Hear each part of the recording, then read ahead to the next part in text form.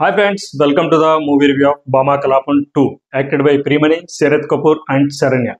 ఎలా ఉంది ఈ లాస్ట్ వీక్ రిలీజ్ అయిన ఆహా ఓటీటీలో రిలీజ్ అయిన బామా కలాపం 2 ఎలా ఉంది ఏంటి ఆ విషయాలన్నీ ఈ వీడియోలో తెలుసుకుందాం.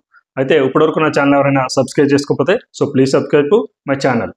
అలాగే బామా కలాపం 2 ఫస్ట్ పార్ట్ మనకి అనవసరంగా ప్రియమణి క్యారెక్టర్ వచ్చేసరికి అనుపమ క్యారెక్టర్ వచ్చేసరికి అనవసరమైన విషయాల్లో తను దర్దూరుస్తూ తనకున్న క్యూరియాసిటీని ప్రతి చోట బయటపడుతూ ఉంటుంది.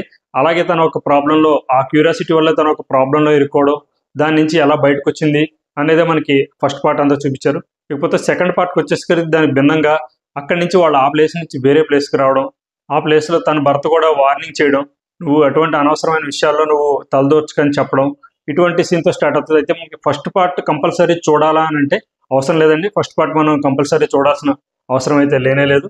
డైరెక్ట్గా సెకండ్ పార్ట్ చూసినా కూడా మనకి స్టోరీ అయితే మనకి ఖచ్చితంగా అర్థమవుతుంది. ఇలా స్టార్ట్ అవుతుంది సెకండ్ హాఫ్ మొత్తం స్టార్ట్ అవడం సెకండ్ పార్ట్. నువ్వు ఇలాగ అనవసరమైన అట్లా తలచొద్దు అంటాడు. కాకపోతే తనకున్న ఎక్సైట్మెంట్ వల్ల తనకున్న క్యూరియాసిటీ ఇన్నర్గా ఉండే తనకున్న క్యూరియాసిటీ అయితే మాందు. అక్కడక్కడ కొన్ని సీన్లు తను చూసేదానికి తెలుసుకోవాలని ఆతృత ఉంటుంది. కాకపోతే వేరే వాళ్ళు చెప్పినా కూడా తను కంట్రోల్ చేసుకోవాలి. తన భర్త ఆల్రెడీ వార్న్ చేశాడని చెప్పేసి తను కంట్రోల్ చేసుకుంటా ఉండడానికి ట్రై చేస్తుంది. ఇలా కంట్రోల్ చేసుకుంటా ఉన్న టైంలో తను ఒక ఇదిలో తీసుకుని వెళ్దారనుకునే టైంలో అనుకోకుండా తను ఒక వాళ్ళ ఇబ్బంది పడడం, ఆ ఇబ్బంది కాస్త అది క్రైమ్ అవడం, ఆ క్రైమ్కి కారణమైన వాళ్ళు తిన్న బ్లాక్మెయిల్ చేయడం, ఇలా ఉంటుంది.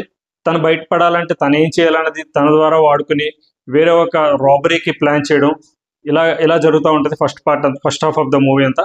అయితే ఆ రాబరీ ఎలా చేశారు, వాళ్ళు అనుకున్నంత ప్లాన్ ప్రకారంగా చేశారా ఏంటి, సక్సెస్ అయిందా లేదా, అయితే ప్రియమణి ఏం చేసింది అనేది అయితే మనం తప్పకుండా సినిమా కంపల్సరీ చూడాలి. ఎండింగ్ వచ్చేసరికి వీళ్ళు పార్ట్ 2 3 కూడా అనౌన్స్ చేశారు. మనకి 2 డిఫరెంట్ టైప్స్ ఆఫ్ రోల్స్ ఉండబోతున్నాయి అని అయితే మనం అనుకోవచ్చు.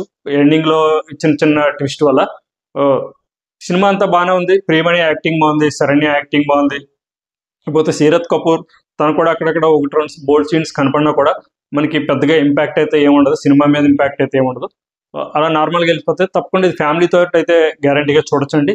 ఎందుకంటే మనకి పెద్దగా అసహ్యమైన సీన్స్ కానీ, బోల్డ్ సీన్స్ కానీ, వల్గర్ డైలాగ్స్ కానీ మన ఓటీటీలో వచ్చే సినిమాలు, ఈ మధ్యకాలంలో వచ్చే సినిమాలు మనం అవసరం లేకపోయినా కొన్ని వల్గర్ డైలాగ్స్ ఇటువంటివి వాడుతున్నారు. కాకపోతే అటువంటి ఏమి ఇందులో లేవు. సరదాగా ఒక థ్రిల్ సినిమాని విత్ ఫ్యామిలీతో వీకెండ్లో అయితే కూర్చుని అయితే చూడొచ్చని నా అభిప్రాయం.